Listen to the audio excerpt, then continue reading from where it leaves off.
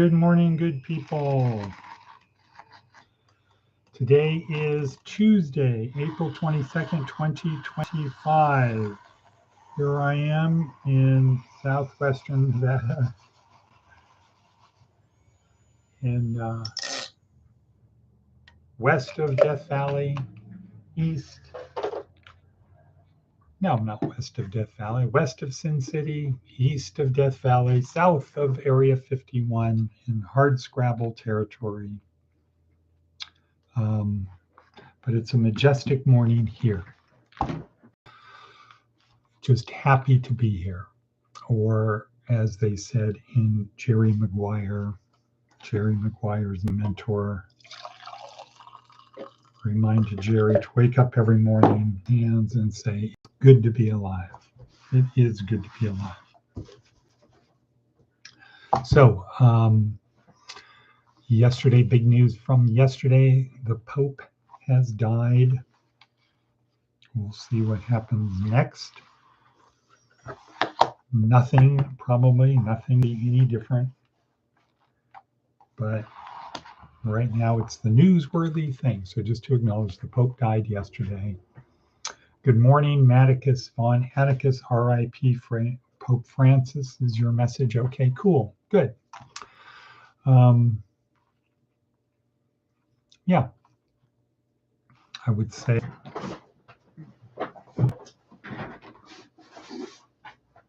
props on floor, prop on floor. Prop on floor, everyone. Okay. So, once again, glad that you're there, Maticus von Atticus, Under Sergeant Ordinaire. Always happy to see you here. Okay, next. So yeah, that's the big noteworthy thing. I think we'll find that it will be more of the same, but there will be no one like Pope Francis, just as there was no one like Pope John Paul II. So, the theme of IQ. How important things we've got going. Number one is advice from an 80-year-old. Be a good loser. Be a good loser. Why? Why should you be a good loser? Whatever usually has the answer to this one.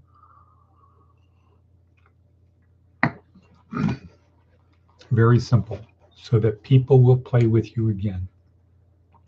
If you're a bad loser, people are not going to want to play with you. Oh no, don't let him play because he's a bad loser. She's a bad loser. Stay away from them. Don't compete against them, because if you beat them, they're not going to be great losers. They're going to be bad losers. They're going to complain and whine and accuse you of cheating and whatever. Be a good loser. And as Simon Sinek said, think about the long game, not the immediate game. Apple considers the long game, the infinite game. That sometimes you win, sometimes you lose, but the objective is to stay in the game. Let everyone else get out of the game. Let them strike out, whatever. Just stay in the game. Keep going. Stay in the game. Okay, what else is on our hit parade? Okay, advice from an 80-year-old. Be a good loser. Let's see. Jordan Peterson. Don't beat yourself. Okay, Seth Godin. What does Seth have to say? Technical debt and AI slop.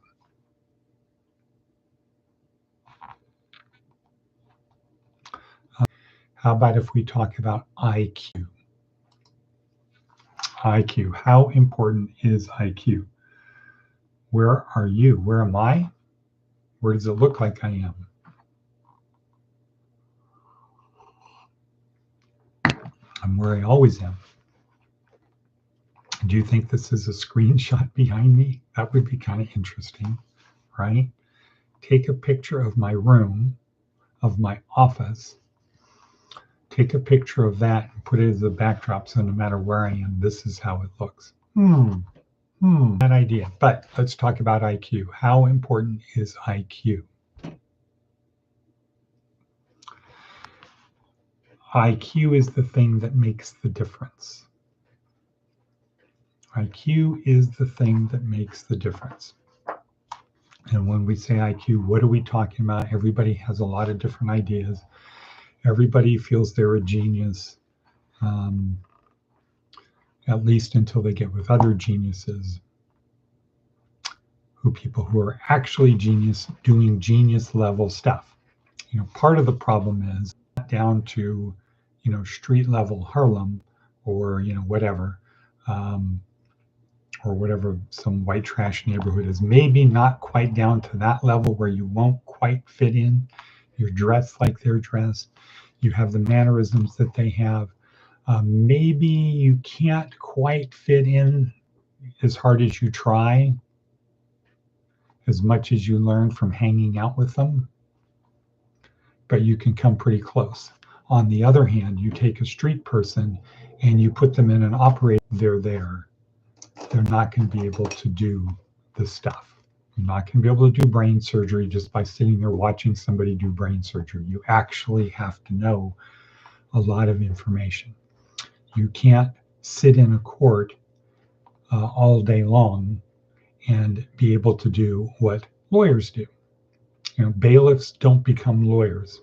The court clerks don't become lawyers. And you would say, well, if you're sitting around in a courtroom all day, you should be able to do it. Yeah, there's a level of stuff they can do, but they're never going to fool even somebody that just got out of law school that they're a lawyer. On the other hand, it does work going down.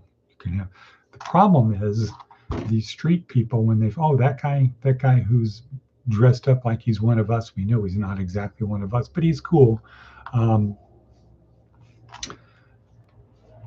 They think because he can at their level that they can communicate with him at his level. Oh yeah, I got a friend. He's a doctor, cool guy. Yeah, we chop it up, we hang out. We're cool together. That's the problem. People with IQs here, when somebody with this IQ does this, they think they're like this. There was a famous episode of Star Trek, the original series, where Kirk got transferred into another parallel universe, and he was on a ship where they were all swapped places. The pirate Captain Kirk got on the Enterprise. In about 32 seconds, they arrested him, knowing he wasn't actually the captain. Whereas the real Captain Kirk could pretend he was a villain when he wasn't, but the villain couldn't pretend he was a good guy. So anyway, IQ. And it's probably okay to have an IQ here, but think that it's up here until you get around people who actually have an IQ of up here. And because you can fake it, and they'll probably be courteous and kind, but they'll know. They don't, people like that don't feel they have an obligation to call people out on it. But okay, so what is the essential thing about IQ? What's the bottom line about IQ? The bottom line about IQ is you figure it out faster. People with higher IQ who don't have a high IQ, maybe they solve it faster because they have a bigger knowledge base. Maybe it's because they figure it out faster because their brain the clock works a little bit faster. They have an algorithm, quote, in their brain, a problem-solving algorithm that they cut right to. What are the essential things? Boom, I need to do it. So when you have a high IQ and you figure it out faster, over time, that becomes a very large gap compared to somebody who figures it out slower, because you figure it out first, you're on to the next problem. The guy down below, by the time he figures, what's the point? We're competing. What's the point of me trying to figure 2 steps ahead now? I can't compete, so I'm just going to drop out. where the guy with the faster IQ, he keeps solving problems and moving forward. The other person kind of taps out and says, this is my level. That's the Peter principle, right? Every employee tends to rise to their level of incompetence.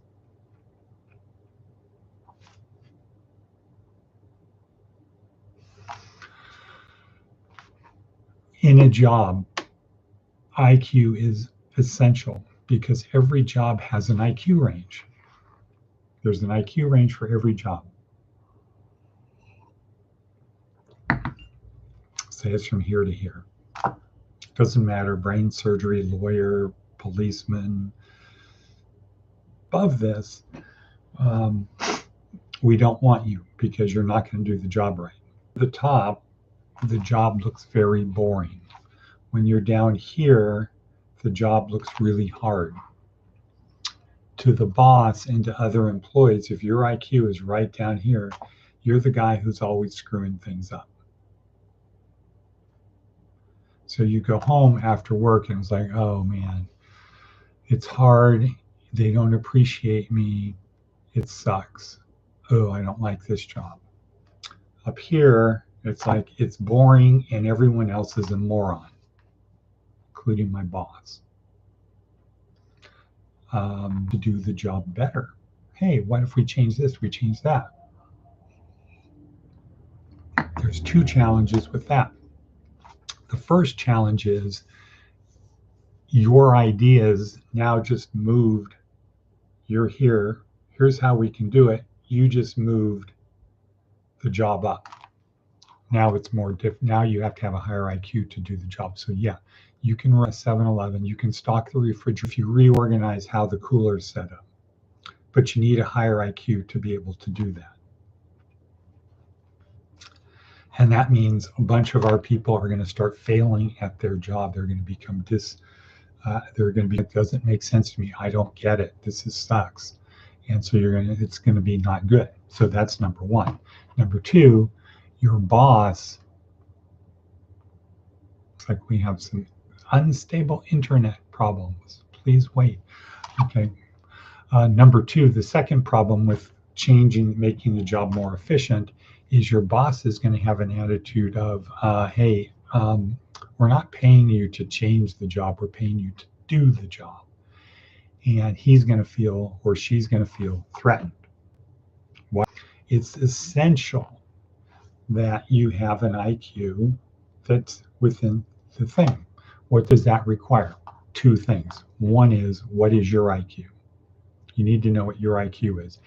Not, well, when I was a kid, I was tested as a genius. That was way. And most people who had a high IQ then and dropped out, they didn't continue, they didn't go to Stanford, they didn't do that. Most of those people today have a lower than average IQ because they stopped learning. They sort of rested on their laurels. Whereas for the kids who went to Stanford, yeah, school was kind of boring for them. What did they do? Well, they got in the band. They learned an instrument. They did extra homework. School was compensated for by 10 other things that they were doing that were required in order to get into Stanford. Because to get into Stanford, not only do you have to have a perfect or almost perfect SAT, you have to be the best in something else. You have to be a football player, best pitcher, best violinist, best science club guy. You have to do something else. It's not just grades. You have to demonstrate that. Okay, so you have to know your IQ. In the video down below, Jordan Peterson, our TED Talk, he talks about the Wonderlic test. We give the Wonderlic, we used to do the Wonderlic test, but people were not,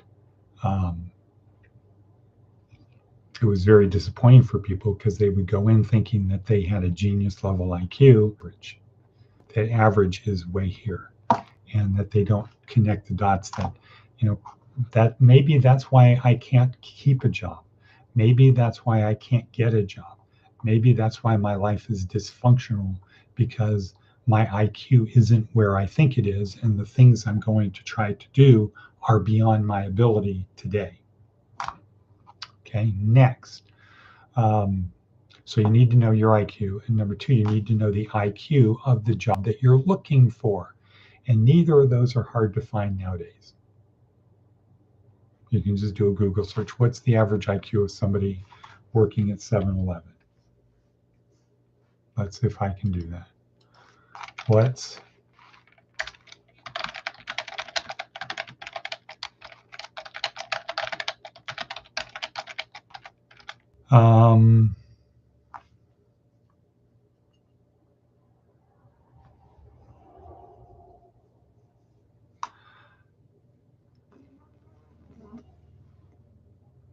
well, it doesn't specifically say 7-Eleven, but some of the headlines, what type of job would someone with a lower than average IQ? Okay, 7-Eleven employer reviews. Nope, that's different. IQ test. Okay, so there's a lot of stuff that you can, so you can find out the kind of jobs that you can have. Okay, so like that second one, what can an IQ of 120 achieve? So you come up with a list of jobs. So lawyer is one. You have to have an IQ of at least 115 to be a lawyer. Okay, cool. All right, we're at 19 minutes in. I think it's time to wrap up. And okay, so the question is, the big question of the day is, or the statement is, good morning, Miss Trinkle, wherever you are. Also, this is IQ is day 2, week 1 program. The important IQ is essential. Yesterday we talked about brain damage, damaging your brain through alcohol, drugs, brain injury, something growing on your brain, or brain disease. Today is the importance of IQ. Tomorrow it is about addiction. Are you addicted? What is addiction? What do we do about it? Okay, so with that, we're going to say and cut. Boom.